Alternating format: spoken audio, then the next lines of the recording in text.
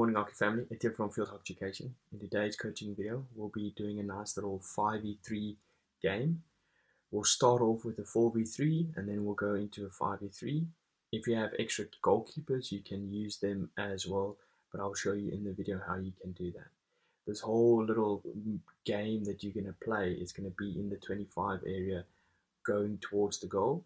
So you will teach your players how to attack, how to eliminate, to make numbers more so they can go easily past them.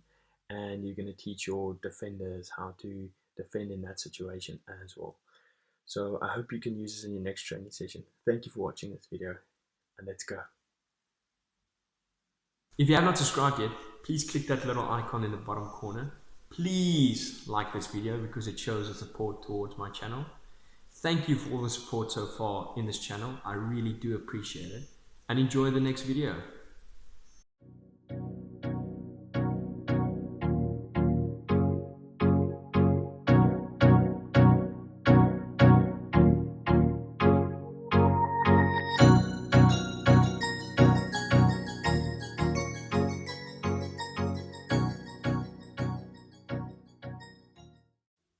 So with this nice little 4v3 going into 5v4 game you can start, you can set it up like this. You can start off by, if you have more players, you can set up both sides. So you'll have the fifth player will start on this side if you go towards this area of the side. But how it will work is you'll start on this side and then you'll attack in this area before you go into the circle.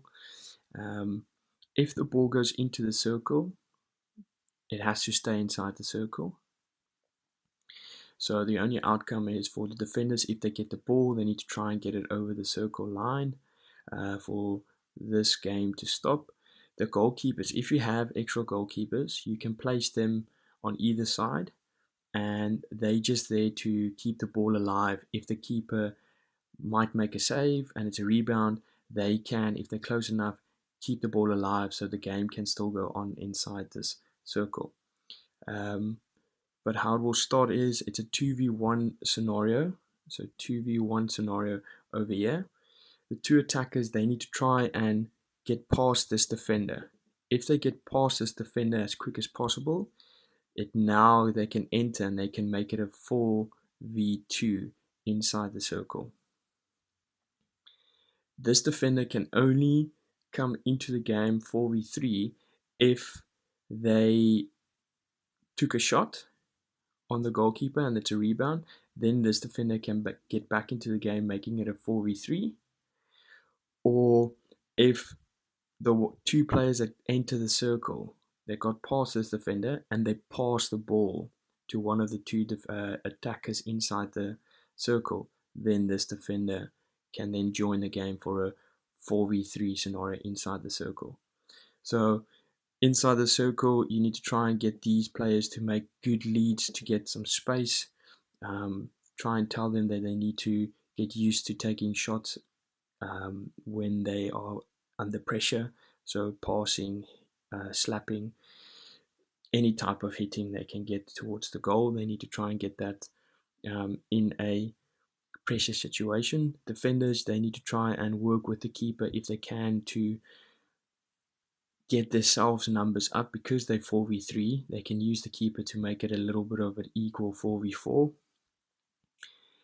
As soon as this is done and you've been playing 4v3 for a while, you can then exactly the same start again. As soon as they go past this defender, then you can get player number 5 can only enter when the ball is passed to one of these two players, and then one of these two players makes a guard player pass to player 5. So they pass it back out, and as soon as they get the ball back out, player 5 can enter, making it a 5v3. You can start it right away if you want to. You can start it off by making it a 5v3 straight away, where these two, if they get past the defender, it's a 4v2. But as soon as this ball gets played out to this player that's in this area, it will go to a 5v3. and then they need to try and use that 5v3 scenario to either score a goal or get a short corner. But this is exactly the same as the reason why I'm bringing the player 5 in is if they don't have options to turn or take a shot, they can use this player to release this pressure and make some space, because now they're going to pass it and they're going to move into a new space. And now player 5 can then use that ball to find someone else inside the circle. So hence the reason why I'm using player number 5. And then obviously it will be a 5v3 from there.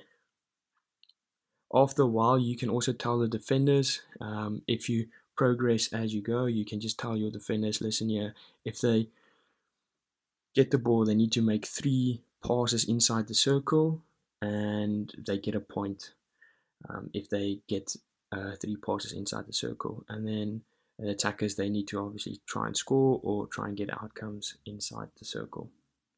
But this is a nice little 5v3 game that you can play with your team, especially if you're struggling to find some space inside the circle to try and get shots off. This is a nice little way of getting some pressure onto your strikers and forwards to try and teach them how to take shots in a pressure situation. And for your defenders, it's also backtracking and making good tackles and trying to force these attackers into situations inside the circle where they can't take good shots on the keeper. And so yeah, I hope you can use this in the next training session.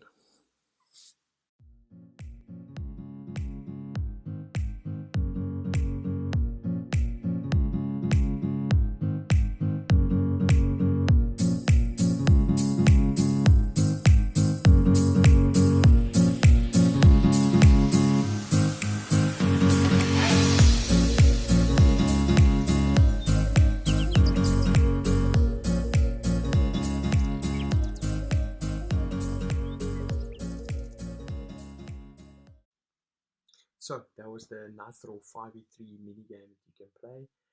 As you can see, it's a lot of work that you can do with your team. There's a lot of extra stuff you can put in as a coach for your specific team that you are working on and your specific scenarios that you want to work on as well. So thank you for watching this video. I really do appreciate it. Thank you for all the support in this channel. I really do appreciate it. See you next time. Bye bye.